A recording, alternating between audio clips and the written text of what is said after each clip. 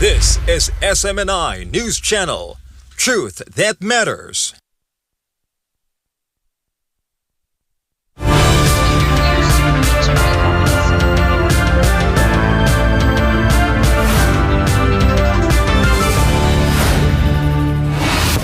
In the headlines, first, a colossal winter storm has left at least 29 dead across the U.S. Over a foot of snow has coated a swath from Arkansas to New England, leaving hundreds of thousands without power. The EU is cutting off the Russian gas tap. Member states gave final approval to phase out all Russian gas by 2027, aiming to cripple Moscow's war chest. On the Gaza Strip, Israeli Prime Minister Benjamin Netanyahu says the hostage crisis is over as the remains of the last captive have been recovered. Netanyahu vows the next phase of war will focus on total disarmament of the Strip. France votes to ban social media for children under 15. The National Assembly overwhelmingly passed the bill, championed by President Macron, to protect the mental health of the nation's youth. In Southeast Asia, security tightens as Philippine immigration detention centers. The move follows claims by a deported Russian-American vlogger that he smuggled a phone inside a film content while in custody. 6 kilos of shabu intercepted at NAIA. Authorities arrested a South African national at Terminal 3 on Monday after attempting to smuggle the illegal drugs into the country. And in the world of sports, Stephen Curry led the Warriors to victory in Minneapolis. Golden State cruised past the Timberwolves amid a heavy atmosphere following the fatal shooting of a local man by federal agents. I'm Prince Tripoli. Newsline World starts now.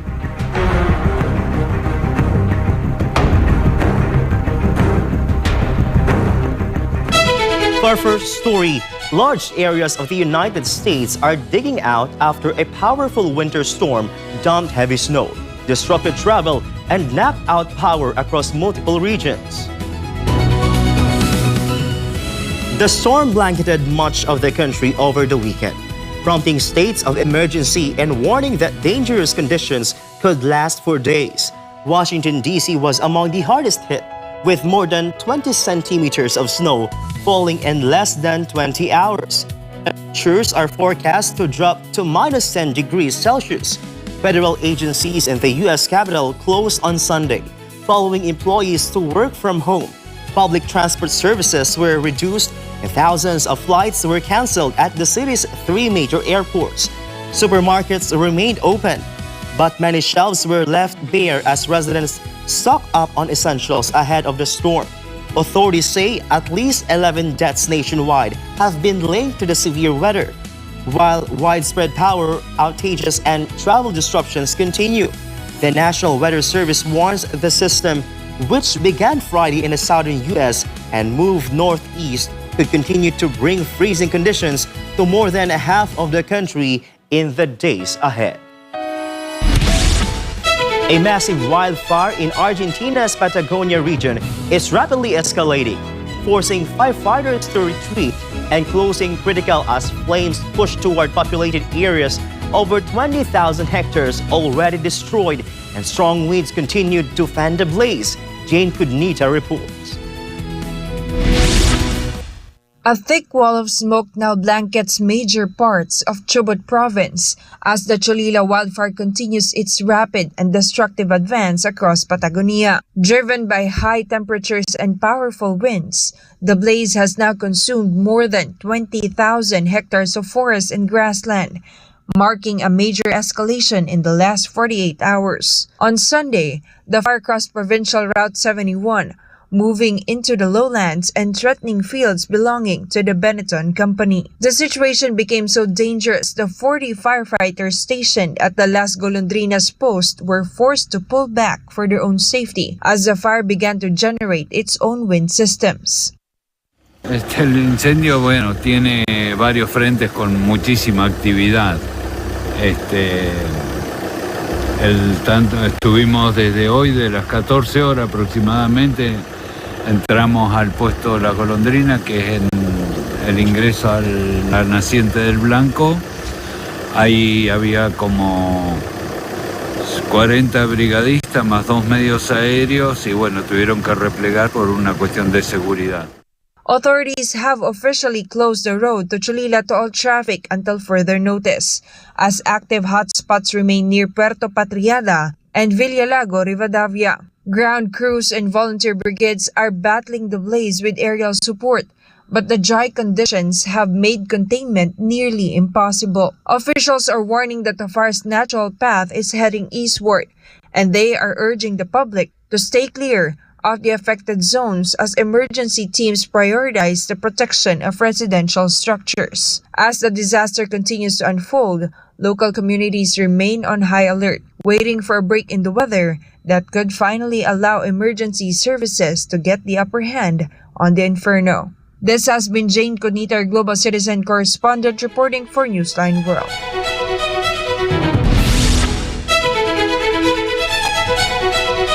U.S. President Donald Trump has ordered a sharp increase in tariffs on key South Korean imports, accusing Seoul of delaying approval of a major trade agreement. With Trump announced that tariffs on South Korean products, including automobiles, lumber, and pharmaceuticals, will rise from 15 to 25%.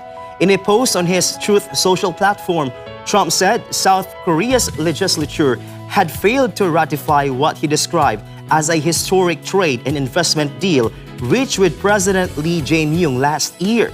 Trump said Washington had already lowered its tariffs under the agreement, but claimed Seoul had not met its commitments, thus the tariff hike. South Korea's presidential office said it has not received formal notice from the U.S. government. Officials confirmed the trade minister will travel to Washington for urgent talks. The agreement first announced in mid-2025, including a proposed $350 billion South Korean investment in the United States. It remains stalled in South Korea's National Assembly amid political and economical concerns. The tariff move reflects Trump's broader America First approach, using trade penalties to push allies toward investment and market access concessions. Meanwhile, Cambodian border communities are reeling after discovering their homes and religious sites have been seized and fenced off by the Thai forces. Despite a recent ceasefire meant to end deadly clashes, hundreds of families in Chok Che No find themselves homeless as new barrier lines withdraw at the frontier. Joy Tabanao has a story. In the village of Chokche, the end of the fighting has not brought peace, but a new reality of displacement. Homes and schools are now closed by barbed wire and shipping containers, forming a restricted perimeter guarded by Thai surveillance cameras and flags. Villagers who fled the recent conflict returned during the ceasefire only to find signs strictly prohibiting Cambodian citizens from entering what used to be their own land. Local officials report that over 700 houses have been seized, along with 15 roads in the local school system, effectively erasing the community's infrastructure.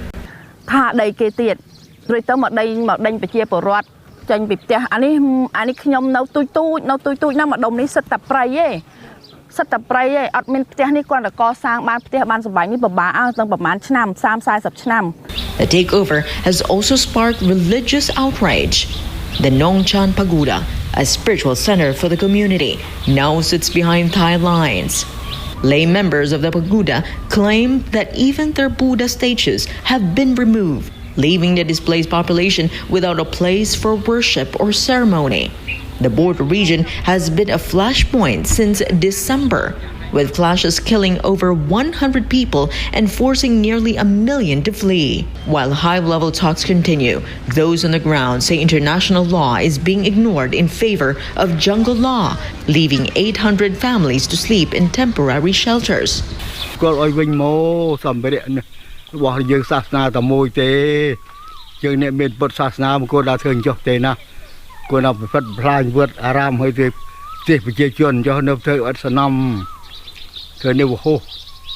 ពីក្របខ័ណ្ឌហើយធ្វើនេះកាន់ច្បាប់អើយមិនច្បាប់អើយច្បាប់អន្តរជាតិក៏ច្បាប់អើយចេះនេះយកច្បាប់ព្រៃមកលេងចេះនេះជាជនបានអើយជំរកអុយជ្រោកបើធ្វើចេះហើយជាជនមានកលែងអុយធ្វើបន់ធ្វើទៀន As the ceasefire remains fragile, the residents of Chokche can only watch from behind the wire as their history and heritage are absorbed into the contested zone.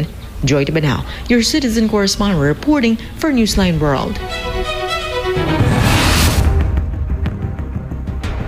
Israeli Prime Minister Benjamin Netanyahu says the hostage crisis is over as the remains of the last captive have been recovered. Netanyahu vows the next phase of war will focus on total disarmament of the Strip. And 6 kilos of shabu intercepted at NAIA. Philippine authorities arrested a South African national at Terminal 3 on Monday after attempting to smuggle the illegal drugs into the country. More news when Newsline World returns.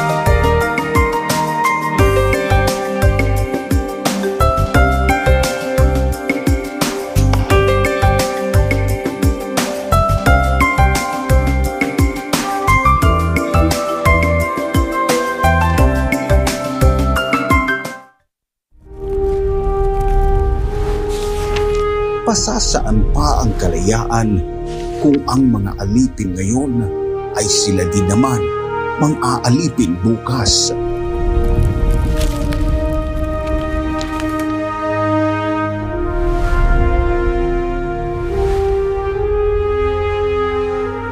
Ibigin mo ang iyong bayan ng sunod kay Bathala sa iyong kapurihan at higit sa lahat sa iyong sarili.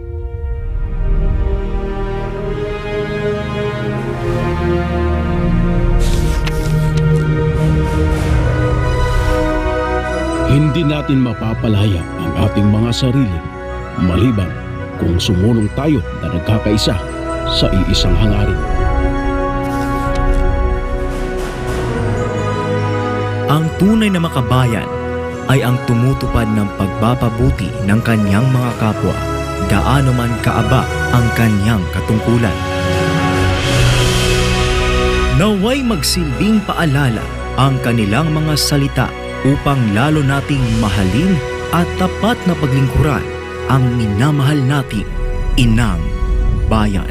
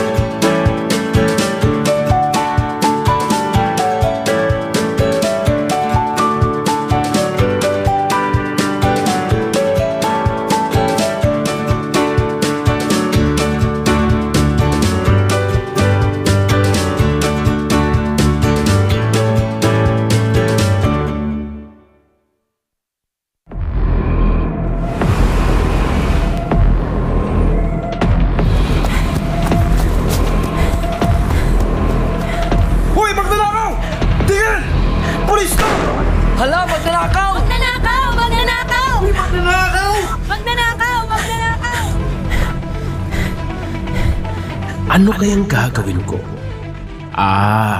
Ipamimigay ko yung konti para tumigil sila sa pag-iingay.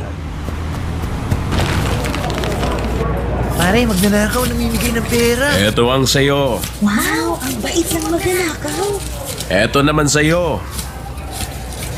Kuya, yung eto share ko. Huwag ka nang maingay. Eto pa. Tama na yan. Nakikipalato lang kayo eh. Huwag nang maingay.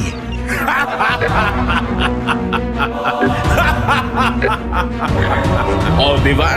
Konti lang pinamigay ko, mabait na ako. Tahimik na sila. Easy. Ngayon, pwede ko na tong suluhin. Masaya ang mga tao, pero tama po ba ito? Di po ba ang nakikinabang sa magnanakaw ay kasabwat ng magnanakaw? Ikaw, kinukonsenti mo ba ang legal na korupsyon?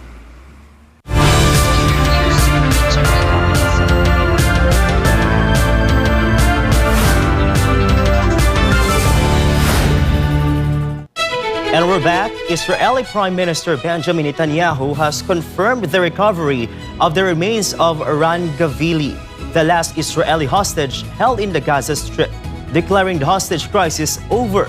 Netanyahu declared that the next phase of the conflict will focus on the total disarmament and demilitarization of Gaza. Paul Montibon will give us the details. In a somber announcement in Jerusalem, Prime Minister Benjamin Netanyahu confirmed that the body of Ran Gavili, an Israeli police officer killed during the October 7th attacks, has been returned to Israel. The remains were recovered during a complex operation near a cemetery close to the Yellow Line outside Gaza City, where forensic teams examined around 250 bodies for identification. The return of Gavili marks a historic milestone for Israel. Netanyahu stated clearly that for the first time since the war began, there are no more hostages, living or deceased, remaining in Gaza Strip. לפני שעה קלה ישבנו הביתה את רני גבילי, גיבור ישראל. אין יותר חטופים בעזה. ואמרתי, אנחנו נחזיר את רני הביתה.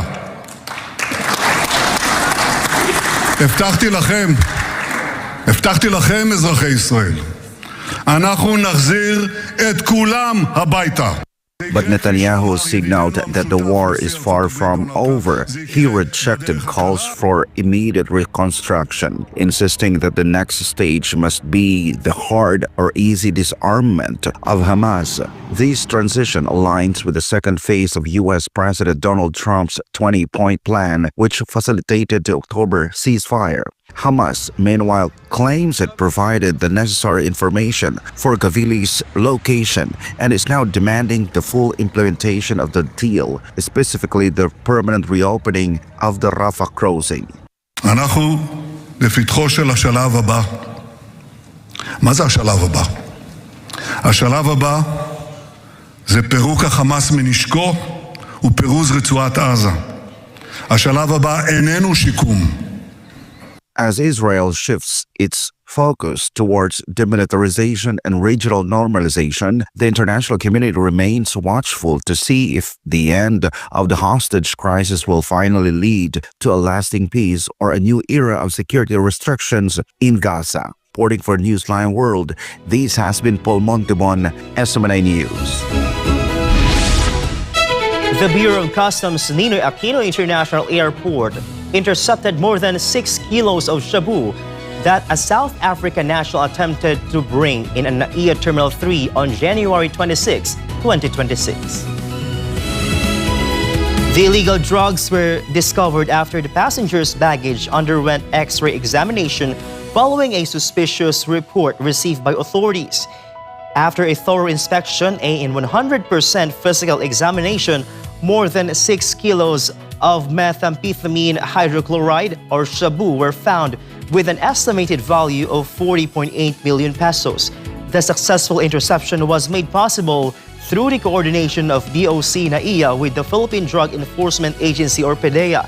and the NAIA Interagency Drug Interdiction Task Force, the seized illegal drugs along with the suspect were turned over to the PDEA for inquest proceedings for alleged violations of the Comprehensive Drugs Act of 2002 and the Customs Modernization Act and Tariff Act. BOC Commissioner Ariel Nepomuceno emphasized that the successful operation demonstrates the effectiveness of intelligence sharing and joint operations among authorities to prevent the entry of illegal drugs through the country's ports of entry.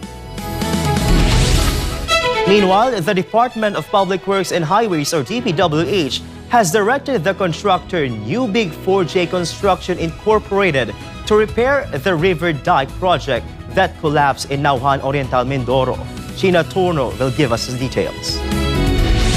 The Department of Public Works and Highways has issued a demand letter for New Big 4J Construction Incorporated, the contractor for 2 flood control projects in Nauhan Oriental, Mindoro. This follows the River Dike projects constructed in Barangay San Andres, Nauhan, which were reportedly completed but subsequently found to be defective and substandard. Based on the contract agreement, each project is valued at over 200 million pesos. Consequently, DPWH Secretary Vince Dizon wants those responsible to be held accountable regarding the discovery of what is allegedly another set of substandard projects. At itong bagong kontratista, itong New Big 4J, kakasuhan na rin natin ito. Dahil substandard yung ginawa nila, hindi lang dahil kulang yung sheet pile, pero dahil ngayon, konting ulan lang, ay gumiba na naman.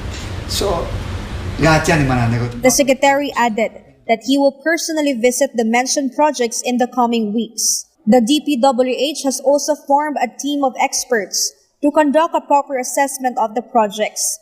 In recent days, Oriental Mindoro Governor Bonch Dolor personally inspected the site where he found the projects heavily damaged. It can be recalled that the DPWH previously filed charges against those behind the alleged ghost flood control projects at the Mag-asawang Tubig River Sitio Dique Barangay Apitong section in Nauhan Oriental, Mindoro, which resulted in the detention of 9 DPWH Mimaropa officials. However, the government is currently still hunting for former Congressman Zaldico and officials of Sunwest Corporation who are implicated in the allegedly anomalous project. For God and for my beloved Philippines, this has been Sheena Torno, SMNI News. President Ferdinand Marcos Jr. has approved the National Digital Connectivity Plan, or NDCP, a landmark strategy aimed at speeding up the rollout of fast, secure, and affordable broadband infrastructure across the country to lower internet costs for millions of Filipinos. Presley Catalong tells us more. During the 7th meeting of the Economy and Development Council at Malacanang Palace, President Ferdinand Marcos Jr. approved the National Digital Connectivity Plan. The plan envisions a digitally connected Philippines, focused on delivering inclusive, reliable, high-speed, and secure digital services nationwide. It is anchored on 4 key pillars: strengthening governance and regulatory reforms to promote competition and reduce barriers to entry, expanding universal access, particularly in geographically isolated and disadvantaged areas, boosting infrastructure investments through public-private partnerships, and ensuring climate-resilient, disaster-ready, and cyber-secure digital infrastructure. President Marcos acknowledged that the Philippines is playing catch-up with Southeast Asian neighbors that adopted digital connectivity initiatives earlier. However, he expressed optimism that with today's advanced and affordable technologies, the country will soon match regional standards in internet speed, coverage, and costs. By 2028, the NDCP targets universal internet access in public schools, barangay halls, and health centers, a 30 to 50% reduction in internet costs, and faster average internet speeds nationwide. Reporting for Newsline World, this has been Cresceline Catarong, SMNI News. The Supreme Court has reminded new lawyers not to be complacent with their success. During the inauguration of a historical marker at the University of Makati, Senior Associate Justice Marvic Leon urged the 2025 bar passers to surpass the achievements of previous generations in the profession. Ivilan will give us more details. Before law students and the newly passed lawyers of the 2025 bar examinations at the University of Makati, Senior Associate Justice Marvic Leonen issued a challenge. During the General Assembly and the inauguration of the 2020 to 2021 bar examinations marker at the said university, Leonen reminded the new lawyers not to succumb to comfort. He stated that the new generation must be better than their predecessors for the sake of the nation. Leonen also revisited his experience as chairperson of the historic 2020 to 2021 bar exams, the country's first ever digitalized and regionalized bar exams conducted amidst the pandemic. According to the justice, the crisis caused by COVID-19 became a blessing in disguise that compelled the judiciary to modernize. The Supreme Court thanked QMAC and the local government of Makati led by Mayor Nancy Binay for their support during the crisis. Leonen emphasized that the reforms initiated back then are continuing in the courts today. These modern technologies aim to expedite court processes and bring justice closer to those in remote areas. Reporting for Newsline World, Kai Villan, SMNI News. When we come back, the EU is cutting off the Russian gas tap. Member states gave final approval to phase cut all Russian gas by 2027, aiming to cripple Moscow's war chest. And in Southeast Asia, security tightens at Philippine immigration detention centers. The move follows claims by a reported Russian-American vlogger that they smuggled a phone inside and filmed content while in custody. More news after the break.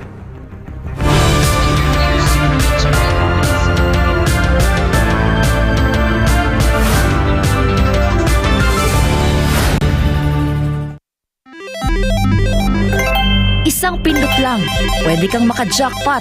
Mukhang masaya at easy money lang. Sa murang halaga, pwede ka na tumaya sa online gambling at e-casino apps. Mayroong sabong, slot machines, mahjong, poker at iba pa. Kailangan mo lang ng smartphone, e-wallet at internet. Pero ang aliw na ito, unti-unting nagiging bitag para sa mga Pilipino. Lalo na kung ang paborito mong artista o influencer ang mukha ng app. Mas madaling makaengganyo, diba? Parang safe naman kasi may kilalang mukha. Pero sa likod ng ngiti, sugal pa rin ang itinutulak. At syempre, mas madali ring itago ang pagkalulong sa bisyong ito. Walang pisikal na kasino o pasugalan, walang kaharap, walang accountability, kaya't mas lumalala ang adiksyon. Dagdag pa rito, maraming online gambling apps at walang regulasyon.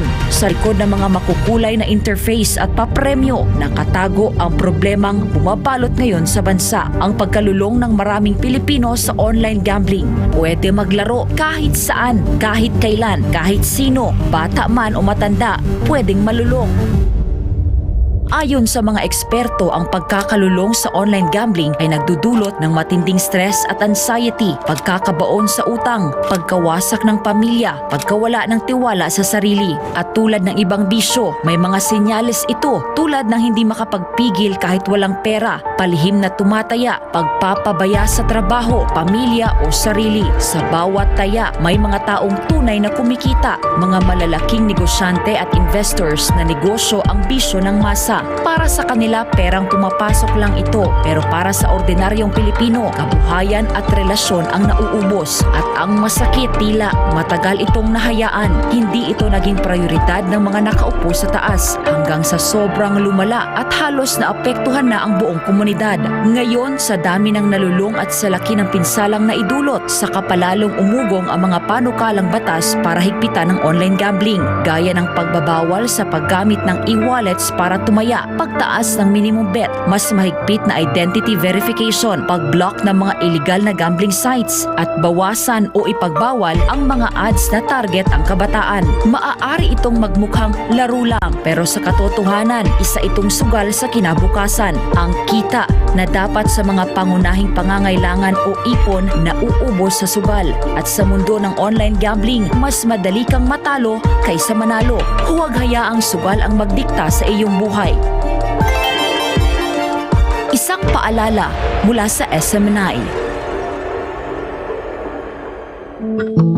Madalas ka bang napapasobra sa pag-scroll sa phone mo kahit puro masasamang balita ang nakikita mo? Isipin mo ito. Nakahiga ka na sa kama, nagche-check lang ng phone bago matulog. Tapos, hindi mo namalayan, Ilang oras ka na palang nagbabasa at nanonood ng mga balita tungkol sa digmaan, sakuna, politika at lahat ng masasamang nangyayari sa mundo. Nakakaramdam ka na ng kaba at pagod, pero tuloy mo pa rin ang scroll mo. Ang tawag dyan ay doom scrolling. Ito ang habit ng paulit-ulit na pagtingin sa mga negatibo o nakaka-depress na content tulad ng digmaan, krimen o problema sa mundo. Nakaka-stress pero hindi mo pa rin mapigilan. Ayon sa isang pag-aaral ng Texas Tech University, ang sobrang konsumo ng masasamang balita ay nauugnay sa pagtaas ng stress, anxiety at pisikal na sintomas gaya ng pagkapagod at sakit ng ulo. Ayon naman sa Harvard Health, ang doom scrolling ay nagpapataas ng fight or flight hormones tulad ng cortisol at adrenaline na nakakapagpabigat ng isip at katawan. Nakakaapekto ito sa iyong mood, tulog at maging sa mental at physical health mo. At kapag naman puro memes at random na content ang pinapanood mo ng sunod-sunod hanggang sa mawalan ka na ng gana na mag-isip at gumawa ng iba pang gawain, ang tawag naman diyan ay brain rot.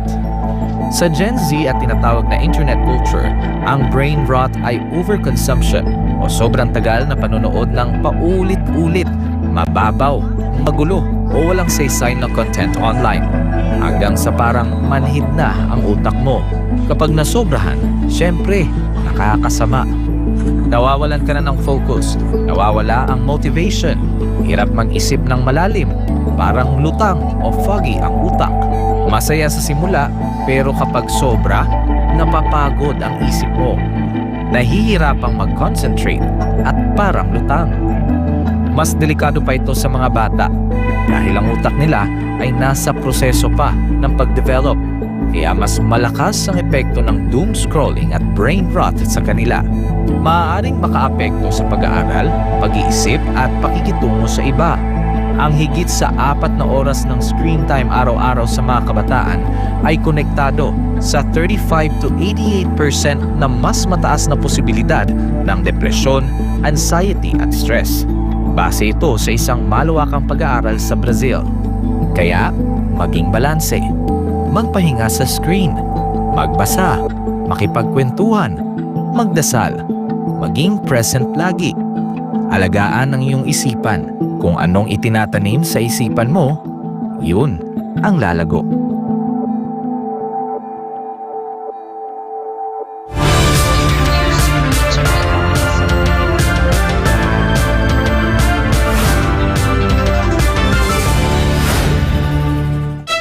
And we're back. The King of Malaysia is in Russia to visit President Vladimir Putin. The two leaders shared a hug and viewed several exhibits in the museum's 20-column hall. Vali Villagrasha has a story. Malaysian King Sultan Ibrahim Ismail toured the Hermitage Museum with Russian President Vladimir Putin on Monday, signing the museum's guest book following their meeting in St. Petersburg. The two leaders were seen viewing Nicholas II's library, escorted by Hermitage Director General Mikhail Piotrovsky, before embracing and shaking hands at the end of the visit. Sultan Ibrahim arrived in Russia's northern capital on Sunday for a private visit. It is his second trip to Russia since diplomatic ties were established in 1967. His previous meeting with President Putin took place at the Kremlin in August last year. Putin and the King of Malaysia also toured Hermitage galleries, meeting in a 20-column hall before walking through the exhibits. The visit concluded with lunch at the museum's Arabian Hall. During the tour, the king asked how the artworks were protected during the Second World War siege of Leningrad. Museum Director Mikhail Piotrovsky replied that the museum survived thanks to strong air defense and preservation efforts. Sultan Ibrahim arrived in St. Petersburg on Sunday for a private visit, his second trip to Russia since diplomatic relations were established in 1967. He last met President Putin at the Kremlin in August. Reporting for Newsline World, this is Valdivina Gracia, SMNA News. Presidential son in Ilocos Norte Representative Sandro Marcos reportedly will not participate in the hearings regarding his father's impeachment case. That in other news in MJ Mondijar's report. House Majority Leader Sandro Marcos announced on Monday that he will recuse himself or will not participate in any hearings and proceedings regarding the impeachment complaints against President Ferdinand R. Marcos Jr. In a statement, Marcos said that his decision stems from the complaints filed against the president, his own father, which is why he chose to abstain from all discussions, deliberations, and proceedings of the House Committee on Rules related to these cases. The House leader further stated that this decision is not due to a legal obligation, but rather to uphold the integrity of the House, safeguard the credibility of its processes, and maintain public trust in the constitutional system. Marcos issued a statement after a second impeachment complaint against President Marcos was submitted this Monday by left-wing lawmakers in the House. It was also confirmed that the House Secretary General Cheloy Garafil has received the said complaint. Meanwhile, the impeachment complaints against the president went unmentioned in House Speaker Boji D's very first privileged speech of the year. Instead, his speech focused on opening the House to discussions on the anti-political dynasty bill. The lower house is also reportedly open to using blockchain technology for the next budget cycle. Speaker D had previously stated that he does not believe in the grounds for impeachment against President Marcos Jr. Bubuksan natin ang diskusyon na matagal nang iniiwasan. Kabilang dito ang anti-political dynasty bill. Alam kong ito'y sensitibo at personal para sa ilan, maging sa aking sariling pamilya. Ngunit kung seryoso tayo sa reforma, kung ang hangad natin ay patas na pagkakataon para sa lahat, we must have the courage to talk about it. Sisimulan na natin ang mga reformang magbubukas ng bagong yugto para sa kapulungan. Together with the DICT, we will introduce blockchain technology to make the processes and documents of the House more accessible to the public. Ito ay malinaw na mensahe na wala tayong itinatago, wala tayong pinagtatakpan, at bukas tayo sa pagsusuri ng sambayanan. Reporting for Newsline World, this has been MJ Mondihar, SMNI News. Philippine immigration authorities say they are tightening security at a detention facility after a deported Russian vlogger claimed he smuggled a cell phone inside and filmed content while in custody. Daniela Politi reports. What's up, guys? Deported Russian vlogger Vitaly Dorovetsky revealed that he was able to smuggle a cell phone while he was detained at the Bureau of Immigration's detention facility in Taguig. In an interview with social media personality Adin Ross, the Russian vlogger shared his experience while detained in the Philippines and claimed he would expose alleged corruption inside the detention facility. He further alleged that he was able to bring in a cell phone by bribing guards, claims the Bureau of Immigration says it is now investigating. Dorovetsky was arrested in April 2025 for harassing and insulting Filipinos in Bonifacio Global City for his online content. He was deported on January 17. According to Bureau of Immigration spokesperson Dana Sandoval, the agency immediately conducted an investigation and found that the incident occurred around June or July of last year. Doon po sa period ng post po ni Vitaly, it happened po around siguro June or July. Nakita po doon sa video na yon na may kasama siya na isang foreign national. At nung nakita po yung reports about that foreign national, he has been previously involved sa pagpupuslit po ng mga gadgets papasok po ng facility.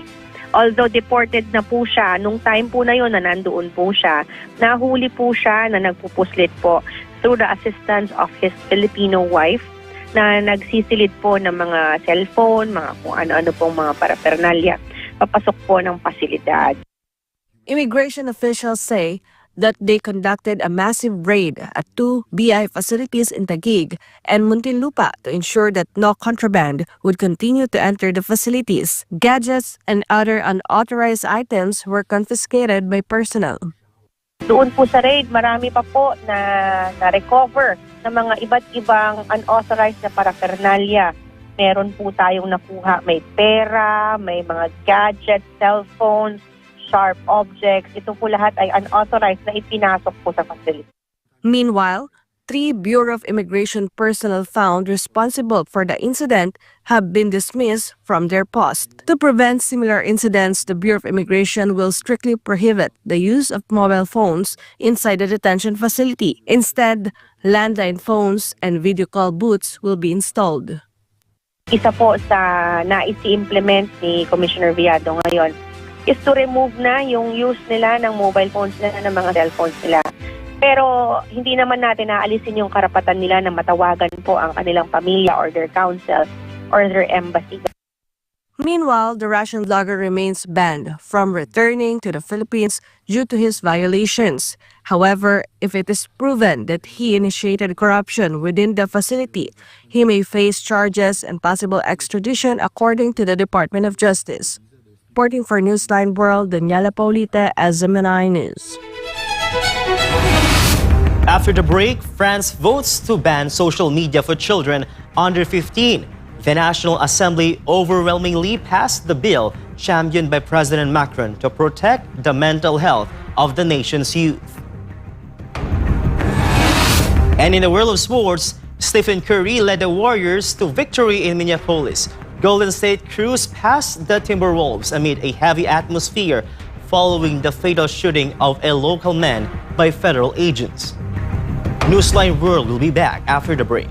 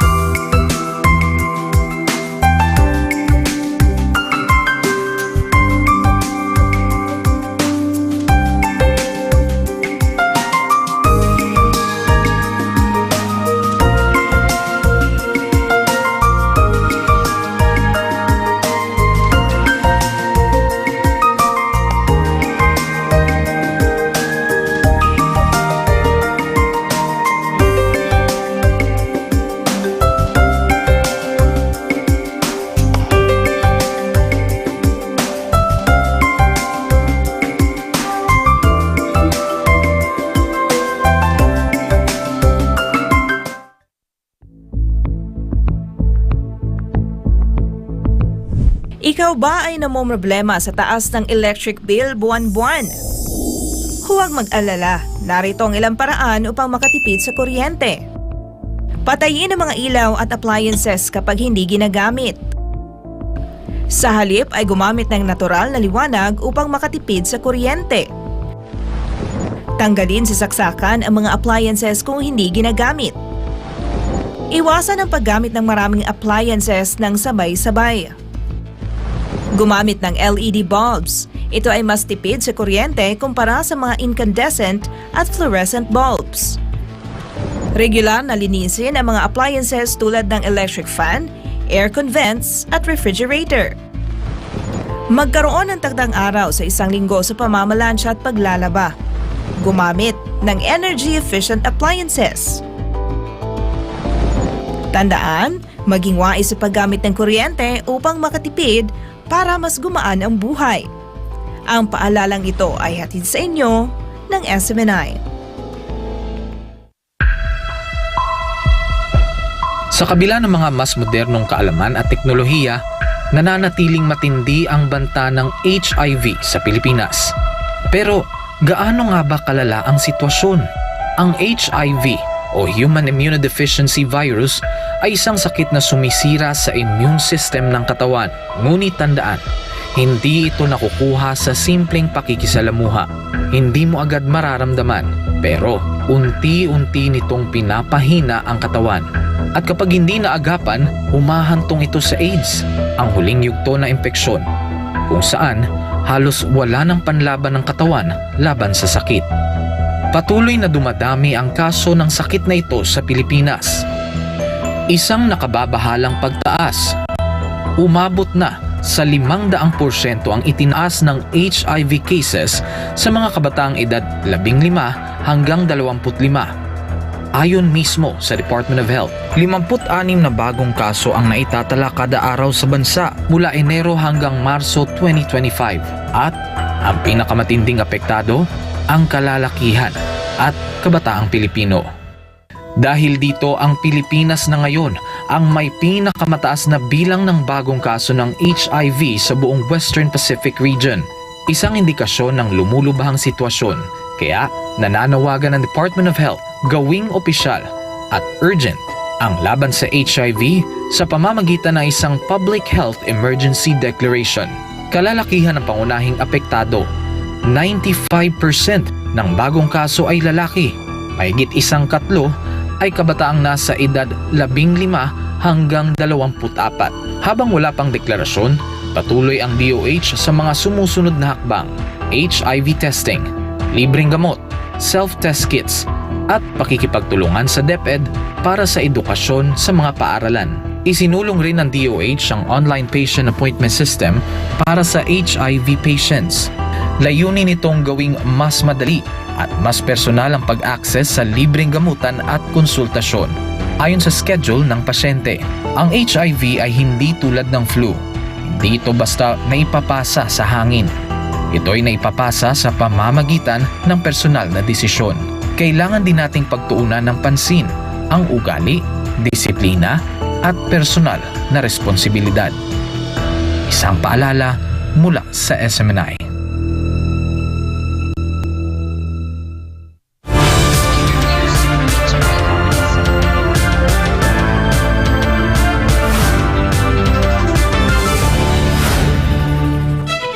And we're back. The European Union has formally approved a ban on Russian gas imports by late 2027. A move Moscow says will damage Europe's economy and energy independence. Jean Domingo will give us more details.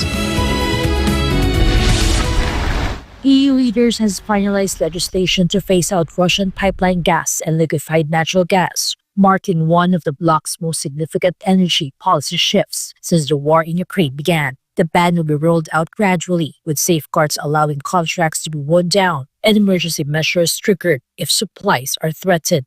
European officials say the move is designed to strengthen long-term energy security, even as prices remain volatile across the continent. The EU has already slashed Russian oil imports to below 3% of its total supply. But gas remains a key challenge, especially for countries that once relied heavily on Russian pipeline deliveries. The European Commission is also preparing separate legislation to end Russian oil imports by the end of 2027. But Russia sharply criticized the decision. Foreign Ministry spokeswoman Maria Zakharova said the European Council was giving up its freedom and replacing dependence on Russian gas with reliance on other suppliers, particularly the United States. Zakharova took a jab at the EU, saying, quote, "It is difficult to say definitively whether they are happy vassals or miserable slaves. Time will tell. They did give up their freedom anyway." End of quote. Reporting for Newsline World, this has been Jean Domingo, SM9 News. In a dramatic reversal from earlier debates, the French National Assembly has overwhelmingly passed a bill to ban social media for children under the age of 15. Championed by President Emmanuel Macron, the legislation aims to curb excessive screen time and protect the mental health of the nation's youth. This report. In a marathon overnight session ending Tuesday, French lawmakers took a decisive step in regulating the digital lives of the next generation. The National Assembly voted 130 to 21 in favor of a landmark bill that would prohibit minors under 15 from accessing social media platforms. President Emmanuel Macron hailed the outcome as a major step, asserting that the emotional development of French teenagers should not be manipulated by foreign algorithms. The law, which also extends an existing mobile phone ban to high schools, is set to be fast-tracked through the Senate, with officials aiming for enforcement by September 1st, 2026. Under the proposed rules, social media companies will have until the end of 2026 to deactivate existing accounts that do not meet the age requirement. While the bill received broad support as a health emergency response to cyberbullying, it has not been without its critics. Lawmakers from the left-wing France Unbound party called the move digital paternalism, while child protection groups argued the focus should be on holding platforms accountable rather than banning users. Despite these concerns, the French government believes this pioneer move will set a standard for digital independence across Europe. As the bill moves to the upper house, the focus now shifts to the technical challenge of building an effective age verification system that complies with European privacy laws. Reporting from Newsline World, this has been Prince Tripoli, SMNA News. ASEAN member states and the +3 countries, China, Japan, and the Republic of Korea, have reaffirmed their strong partnership in tourism during the 48th meeting of the ASEAN +3 national tourism organizations aimed at boosting regional unity and shared growth. Jim Rebiosa will give us the latest updates from Cebu. For the Department of Tourism's Undersecretary